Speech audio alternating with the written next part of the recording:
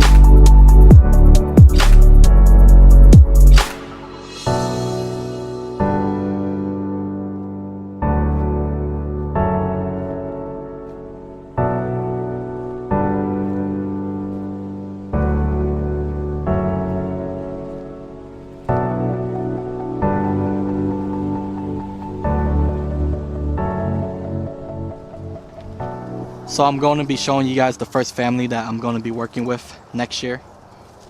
This is the John Johnson stuff. I also call this stuff my Double J stuff. This is going to be my main family that I'm going to be flying next year. I currently have 3 pairs and 1 extra cock. So my plan is to go talk to John again and see if he is willing to give me another hen. But as you can see, all these birds, although they all have different colors, all really look alike. So John stated that this family goes all the way back to the 1970s. He's crossed a few birds into this family here and there to add color and to add certain traits. But other than that, this family has been kept pretty pure. I know this family carries some Plona stuff and some Penson stuff. And there's some other names that John mentioned that I kind of forgot myself. My fault for not paying attention, but I believe this family will do good for me next year, so I'm hoping to breed out of them very early spring, and hopefully I could get a team of these birds together. I will be flying other birds too, but this team is going to be my main focus. I think these birds look great, and I think they are a great addition to my loft, so hopefully I can make something happen with these guys next year. So here's another family that I'm working with. This is the ruby based stuff. I'm most likely going to be moving away from these birds based on my experience with them. I've only been flying them for maybe 7 months, but based on my experience, and this is only based on opinion and this isn't a fact or anything, these birds kit and fly really well, but for me they don't roll deep enough. They are really good birds, but my personal preference, they just don't roll enough or roll deep enough. So I'm probably going to be moving away from these birds. But if you want birds that will roll for you, ruby birds, they will roll, they will kit really well, they will fly really good. But other than that, my opinion is that they don't roll deep enough, so I'm going to be moving away from these guys soon here. I do have a few other ones that were bred directly by Tony. I haven't flown those guys. They are currently with some of my buddies. They are trying to breed off of them, so maybe they'll have better luck with those birds, but me personally, I haven't had much luck when it comes to the depth of the birds rolling, so these guys are probably going to go by next year. So here's another family of birds that I'm working with. These are Turner based birds. They are from a guy who gets his birds from a club member, Lee Rogers, who gets his birds directly from James Turner. So I know these birds do come from a reliable source. The only issue I have with these birds so far is that they tend to be on the hot side, and some of them do end up bumping. I've had 2 birds in here bump, this blue check right here, and this red guy right here in the middle. They both have bumped on me fairly hard. Surprisingly, they have both survived. They fly and kit really well, but sometimes I just get worried about them bumping and killing themselves. But other than that, they're decent birds. I'm still debating if I'm going to fly Turner birds next year or not. We'll see what happens. I am going to keep these until spring just because I want to have a team ready for the World Cup just in case I end up flying. But we'll see what happens next year, and we'll see what I do with these birds. So here's another family that I'm working with. These are actually the 2 young off of the Higgins stuff. You guys have seen the parents in my previous videos. I'm not going to get any video of them today just because I'm using them to foster an egg that was laid by my double J stuff. So we'll see if that egg hatches in a few weeks, but that's the reason why I'm not filming them today.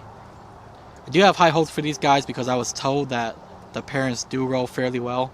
They maybe average like 20 feet, and I was told that their young do roll fairly well also, so I'm hoping I could get these guys up in the air in a few weeks here. I am going to be limited to flying time as soon as daylight savings hits, because once I get off of work it'll be too dark to fly my birds, so I will only be able to fly my birds on the weekends if the weather is nice. So these birds, I'm not sure how they're going to develop right now, just because once they do start flying they're going to get very limited amount of time to fly. So we'll see what happens. Like I said, if they don't fly well this year, I still got next spring, and I'm pretty sure they'll be capable of making something happen next spring when they get a chance to really fly.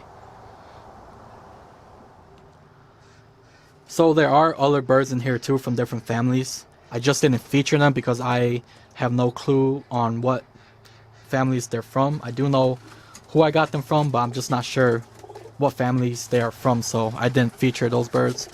But those birds are the birds from Wayne Strong of Minnesota, Ron Moon of Minnesota, and I also have that Mason bird right here, which is from Wayne Feather of Minnesota.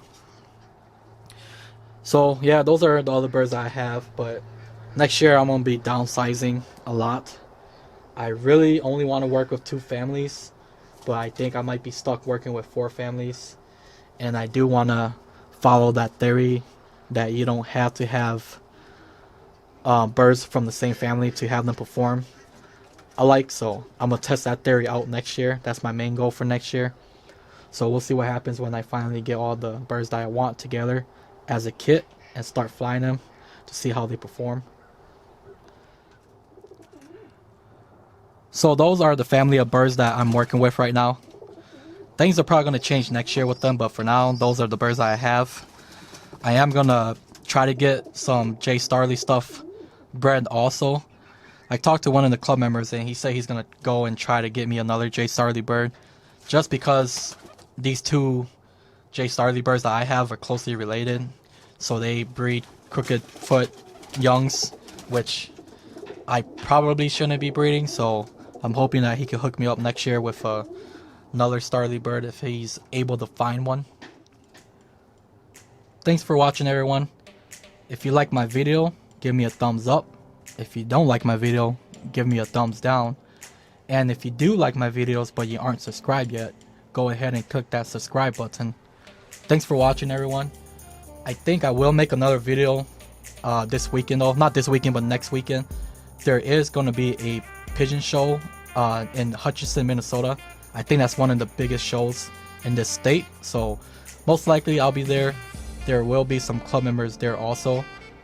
I'll probably be there getting videos and pictures of club members and all the birds that people are going to be showing out there. So if you guys are in the area and you guys want to see like tons and tons of different kind of birds, that's the best place to go, the best place to start, because I know a lot of people do want to raise birds, but they don't know what they want to raise yet. So if you want to get an idea of how many different pigeon breeds there are out there, I suggest you guys hit up the show. It is free, so just get there when the doors open and you'll see tons and tons of different pigeons over there. So thanks for watching, guys. Thanks for all the support, and I'll check you guys out next time.